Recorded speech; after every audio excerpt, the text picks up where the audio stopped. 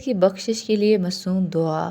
اللہم اغفر لہ، اے اللہ اس کی مغفرت فرما، ورحمہ اور اس پر رحم فرما، وعافہ اور اسے عافیت دے، واعف عنہ اور اسے درگزر فرما، واکرم نزلہ اور سخاوت کے ساتھ اس کی مہمانی فرما، ووسع مدخلہ اور اس کے داخلے کی جگہ وسیع فرما، واغسلہ اور اس کو دھو ڈال، بالماء پانی سے، والثلج اور برف سے، والبرد اور اولو سے، ونقہ من الخطایا اور اسے پاک کر دے خطاؤں سے، کما نقیت الثوب الابیض جس طرح تو پاک کرتا ہے، من الدنس سفید کپڑے کو میل سے، وَأَبْدِلْهُ دَارًا خَيْرًا مِنْ دَارِهِ اور اس کو بدلے میں دے گھر اس کے گھر سے بہتر، وَأَهْلًا خَيْرًا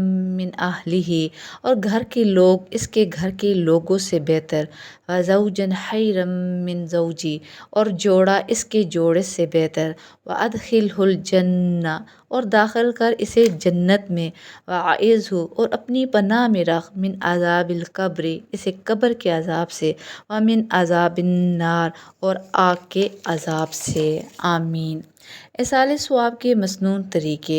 حضرت ابو ہریرہ رضی اللہ عنہ کا بیان ہے کہ رسول صلی اللہ علیہ وسلم نے ارشاد فرمایا، مرنے کے بعد انسان کے اعمال کا ثواب کا سلسلہ منقطع ہو جاتا ہے سوائے 3 چیزوں کے جن کا ثواب میت کو پہنچتا رہتا ہے۔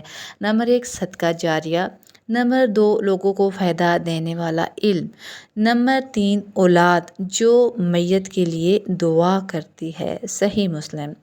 صدقہ جاریہ مطلب نیکی اور بھلائی کے کام، مثلا مسجد، دینی مدرسہ، مسافر خانہ یا شفا خانہ کی تعمیر اور پانی پلانے کا انتظام کرنا، یہ انسان کے لیے بہترین صدقہ جاریہ ہیں۔ لوگوں کو فائدہ دینے والا علم، قرآن حدیث اور دینی اصلاح کی تعلیم، امر بالمعروف نہی عن المنکر کی تلقین کرنا یعنی نیکی کا حکم دینا اور برائی سے روکنا، دین کی نشر و اشاعت کا کام، مثلا کوئی دینی کتاب لکھ جانا، کیسر کی صورت میں درس و تدریس کا کام چھوڑ جانا جس سے نسل در نسل لوگ فائدہ اٹھاتے رہیں۔ نمبر 3 جو بہت خاص چیز ہے، نیک اولاد جو میت کے لیے استغفار کی دعا کرتی ہے۔ حضرت ابو ہریرہ رضی اللہ عنہ سے روایت ہے کہ رسول صلی اللہ علیہ وسلم نے ارشاد فرمایا، اللہ تعالیٰ جنت میں نیک آدمی کا درجہ بلند فرمائے گا تو آدمی عرض کرے گا، یا اللہ یہ درجہ مجھے کیسے حاصل ہوا؟ اللہ تعالیٰ فرمائے گا، تیرے بیٹے نے تیرے لیے استغفار کیا تھا۔ الحمدللہ۔ میت کے ایصال ثواب کے لیے کچھ اور امور بھی ہیں۔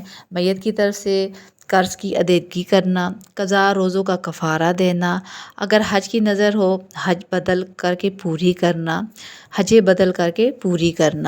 میت کی طرف سے صدقہ خیرات کرنا، غریبوں کو کھانا کھلانا یا قربانی دینا بھی ویسے اجر ہے۔ گھر والوں کو قرآن اور سنت کا پیروکار بنا کر مرنے والا ثواب پاتا رہتا ہے۔ آپ صلی اللہ علیہ وسلم نے ارشاد فرمایا، جو شخص کسی مسلمان کو تسلی دیتا ہے تو اس کو بھی اتنا ہی ثواب ملتا ہے جتنا مصیبت زدہ کو ملتا ہے۔ اللہ سبحانہ تعالیٰ ہمیں عمل کرنے کی توفیق دیں اور میت کی مسنون دعا پڑھنے کی بھی توفیق دیں، اس کو یاد کر لیں اور ویڈیو کو آگے ضرور شیئر کریں، آپ سب کے لیے صدقہ جاریہ ہوگا۔ مزید حدیث جاننے کے لیے ہمارے دینی چینل سے جڑے رہیں، لائک اور سبسکرائب کرنا نہ بھولیں۔ شکریہ۔